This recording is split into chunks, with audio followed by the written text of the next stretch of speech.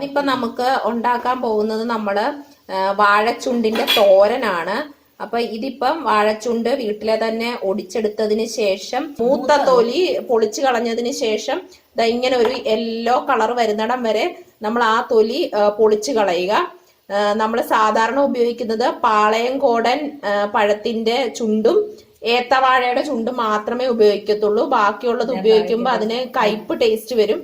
അപ്പൊ ഈ രണ്ട് വാഴച്ചുണ്ടുകൾ മാത്രമേ നമ്മൾ തോരൻ വെക്കാനായിട്ട് ഉപയോഗിക്കത്തുള്ളൂ. ചിലവര് ഞാലിപ്പൂവിന്റെ വെക്കാറുണ്ട്, അതിന് ചെറിയ കയ്പ് കാണും. പക്ഷെ കൂടുതലായിട്ടും കോമൺലി നമ്മൾ ഉപയോഗിക്കുന്നത് ഈ രണ്ട് ഇനത്തിൽപ്പെട്ടതാണ്. ഇനി നമുക്ക് ഇത് ചെറുതായിട്ട് കൊത്തി അരിഞ്ഞുകൊണ്ട് തോരന്റെ പരുവത്തിൽ കൊത്തി അരിഞ്ഞെടുക്കാം. ഇവിടെ നമ്മൾ ഉപയോഗിക്കുന്ന ചെറുപയർ വേവിച്ചത് മിക്സ് ചെയ്താണ് തോരൻ വെക്കുന്നത്. ചിലവർ വൻപയറും ചിലവർ പരിപ്പിടുന്നവരും ഒക്കെ ഉണ്ട്. പക്ഷെ സാധാരണ എല്ലാവരും ചെറുപയറിട്ടാണ് വെക്കാറ്. പയറിന്റെ വേവിന്റെ പരുവം ചിലവർക്ക് നല്ല ഒന്നേലൊന്ന് തൊടാത്ത പരുവത്തിൽ കിടക്കണം, ചിലവർക്ക് അല്പം ഒന്ന് ഉടഞ്ഞ പരുവാണ് താല്പര്യം. അത് നിങ്ങളുടെ എങ്ങനെയാണോ ഇഷ്ടം അതനുസരിച്ച് ചെയ്യുക. ഇവിടെ ഞങ്ങൾ ഒരല്പം ഉടയുന്ന പരുവ വേവിച്ച് ഒരല്പം ഉടയുന്ന പരുവത്തിലാണ് എടുത്തിരിക്കുന്നത്. ഇപ്പം ഇത് ചുണ്ടുതോരൻ അരിയുന്നത് എങ്ങനെയാണെന്ന് നോക്കാം. അതിനായിട്ട് ഇപ്പൊ കൊത്തി അരിഞ്ഞിടാനായിട്ട് നമ്മൾ ഏത് പാത്രമാണോ ഉപയോഗിക്കുന്നത് ആ പാത്രത്തിലേക്ക് ആദ്യം അല്പം വെളിച്ചെണ്ണ ഇട്ട് കൊടുക്കുക. നമ്മൾ കരിയാൻ ഉദ്ദേശിക്കുന്ന ആ പിച്ചാത്തിയിലും അല്പം എണ്ണ ഒന്ന് തടവുക. അതിനുശേഷം ഇതേപോലെ കൊത്തി അരിഞ്ഞെടുക്കുക.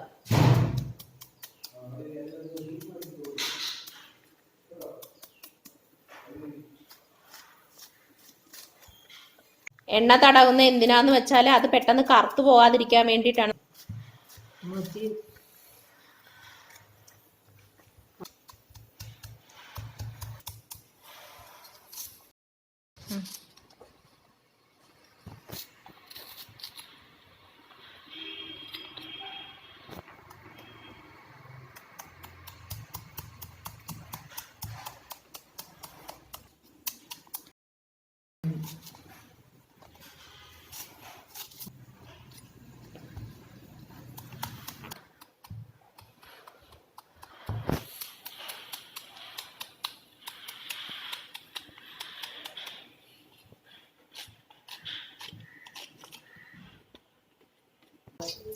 അപ്പൊ നമ്മളെ ചുണ്ടുതോരൻ തയ്യാറാക്കുന്നതിന് വേണ്ടിയിട്ട് ആ എടുത്ത ചുണ്ട് നന്നായിട്ട് കൊത്തി അരിഞ്ഞതിന് ശേഷം ഒരു 1/2 ടീസ്പൂൺ വെളിച്ചെണ്ണ ഒഴിച്ച് നന്നായിട്ടൊന്ന് തിരുമ്മി എടുത്തിട്ടുണ്ട്.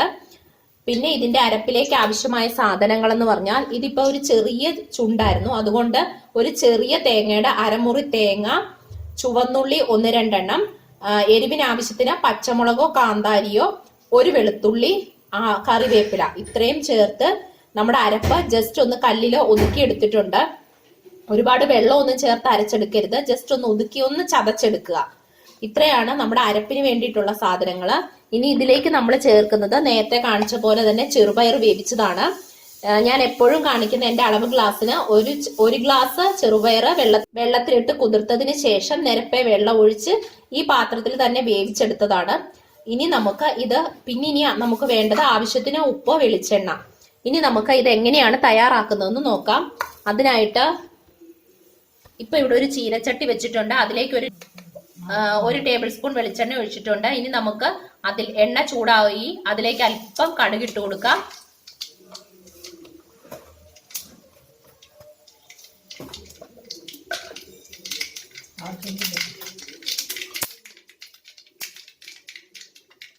കടുക് പൊട്ടിയതിന് ശേഷം അതിലേക്ക് ഒരു 2-3 വറ്റൽമുളക് ചേർത്ത് കൊടുക്കുക.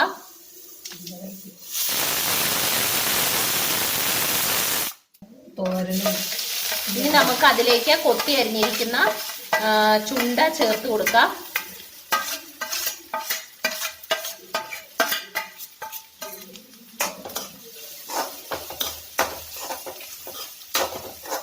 നന്നായിട്ട് ആ ചുണ്ടൊന്ന് നമുക്ക് ആ എണ്ണയിലിട്ട് വഴറ്റിയെടുക്കാം.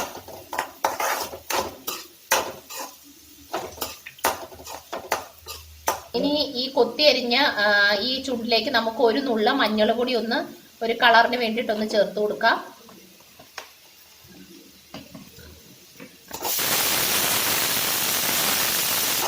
ഇനി നമുക്ക് അതിന്റെ മുകളിലേക്ക് അല്പം നമ്മൾ എടുത്തു വച്ചിരിക്കുന്ന ഒതുക്കിയെടുത്ത അരപ്പ് ചേർത്ത് കൊടുക്കാം. എന്നിട്ട് രണ്ടും കൂടെ നമുക്ക് അടച്ചു വെച്ചൊന്ന് ആവി കയറ്റി വേവിച്ചെടുക്കാം.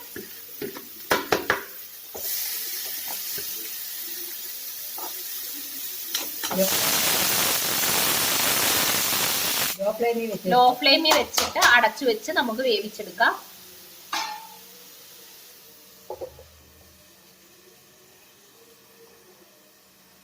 ഇപ്പൊ അതൊന്ന് ആവി കയറിയിട്ടുണ്ട്. നമുക്ക് ഇതിലേക്ക് അല്പം ഉപ്പും കൂടെ ചേർത്ത് കൊടുക്കാം.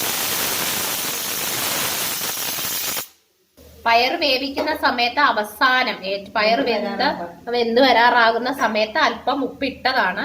അപ്പൊ അതനുസരിച്ച് വേണം നമ്മൾ ഇതിൽ ഉപ്പ് ചേർത്ത് കൊടുക്കാൻ. പയർ വേവിക്കുമ്പോൾ ആദ്യമേ ഉപ്പിട്ട് വേവിച്ചാൽ കല്ലിച്ചു പോകും. വെന്ത് വരാറായി അവസാനം ആവുമ്പോഴേ ഉപ്പ് ചേർക്കാവുള്ളൂ. അത് ശ്രദ്ധിക്കുക.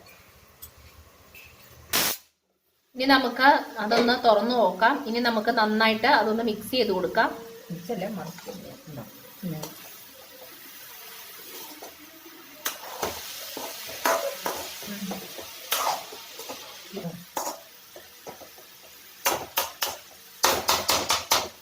നമുക്ക് വീണ്ടും അതൊന്ന് അടച്ചു വെച്ചിട്ട് വേവിച്ചെടുക്കാം.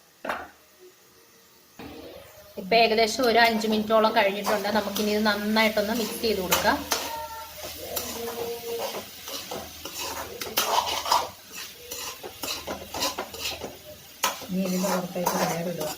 നന്നായി മിക്സ് ചെയ്തതിന് ശേഷം നമ്മൾ വേവിച്ച് വെച്ചിരിക്കുന്ന ചെറുപയർ അതിലേക്ക് ചേർത്ത് കൊടുക്കുക.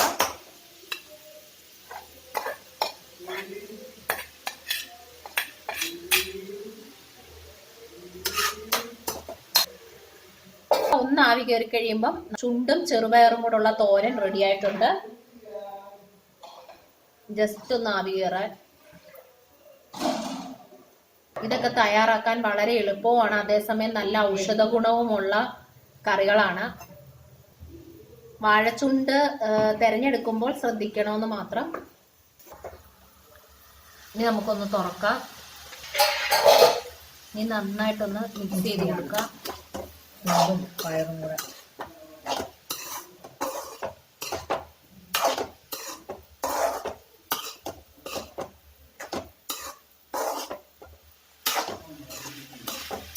അങ്ങനെ നമ്മുടെ വാഴച്ചുണ്ട് തോരൻ റെഡി ആയിട്ടുണ്ട്.